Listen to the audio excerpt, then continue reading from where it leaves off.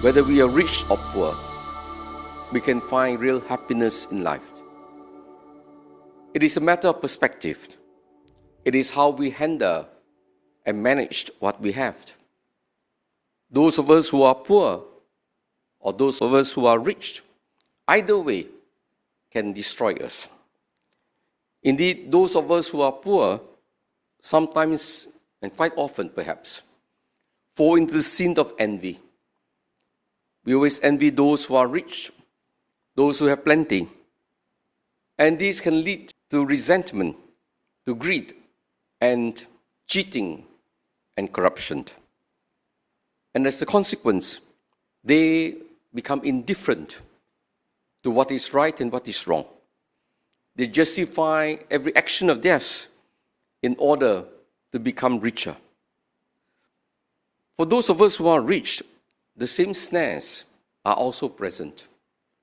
The rich who have become rich not because of God's blessing, but because of greed, because of corruption, because of injustices.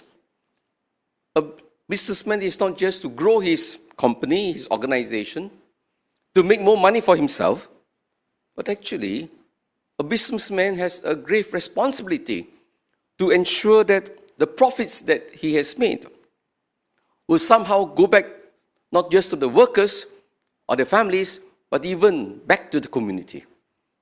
Whatever profits we make cannot be for ourselves.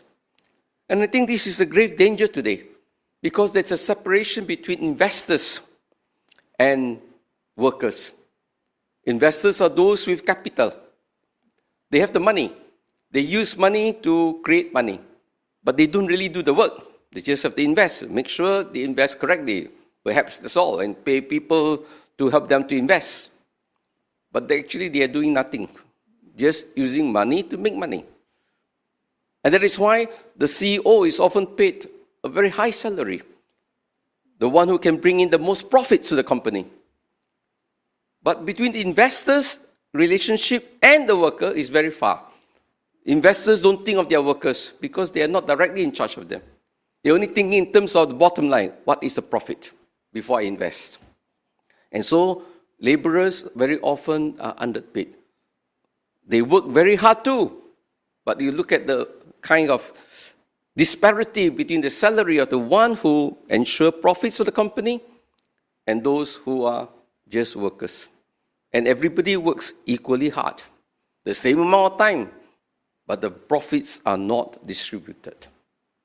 And this is where it's a grave sin against injustice of being done to those who have contributed.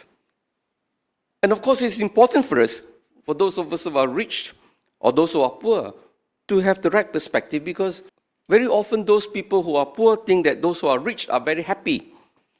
Those of us who have plenty of money, those who have plenty of wealth, there are more problems actually, always fighting. Family members are always fighting for wealth. They have also plenty of struggles in their own life. And so it's very important to realize that happiness is not a matter of wealth, it's how we live our life in contentment. The joy sometimes of living a very simple life, great company, the freedom to be who you are, to go where you want. Those of us who are rich, who live very lavish lifestyle, at the end of the day, we are tempted to pleasure, to sin. We become absorbed in ourselves. We no longer feel with people, feel with the suffering, feel with the poor. Those of us who come from rich families, sometimes we are in positions of authority. We make decisions not understanding how the poor are going through. The ordinary man who is going through the daily struggles. We make decisions based on our own comfort level. If you are from a middle-class society, of course, you think everybody is facing the same struggles, but your struggles are different. And therefore, sometimes we come up with policies that actually, for the poor, it is not applicable. Jesus gave us the example how we can truly be rich. A rich person is really one who will not just live a life of contentment, but making use of his resources always to bless people In blessing people, we bless ourselves. In sharing, we find great joy. It is in service, it is in charity, it is in sharing that we find friendship renewed, bonds are being established. Those of us who are rich, those of us who are powerful, those of us who are in position, we must remember the grave responsibility we have towards those who are under our charge, under our care. We need to defend the poor, the vulnerable, the weak. And I think this is a great responsibility for those of us who are in power. Because at the end of the day, the Lord will bring us into account how we have protected those people the Lord has entrusted to us. We must be careful not to be like those rich, to make use of the weak, the poor, for our own benefits.